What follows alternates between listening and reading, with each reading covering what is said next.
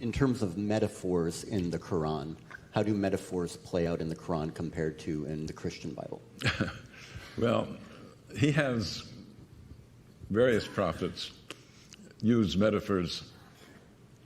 Solomon, when he's dealing with ants and birds, I suppose that's metaphorical language. He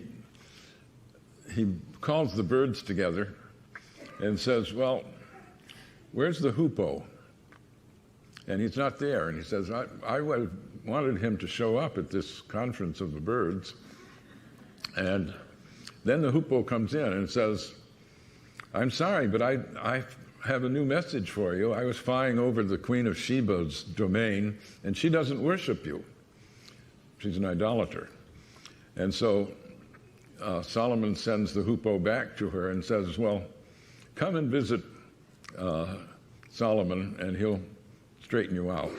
Now, I suppose that could be considered metaphorical language, but it's pretty literal, and it shows in things can talk. Mountains can talk in the Quran.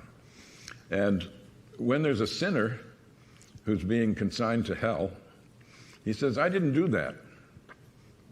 And his skin says, oh, yes, you did. I was there. And he says, how can you talk? And he said, the Lord lets whoever he wants to talk. So there are elements of what we would consider folk tale in the Quran, as there are in the Bible, whether Old or New Testament. But as I say, I think, if Francis could preach to the birds, I guess the birds can report to Solomon.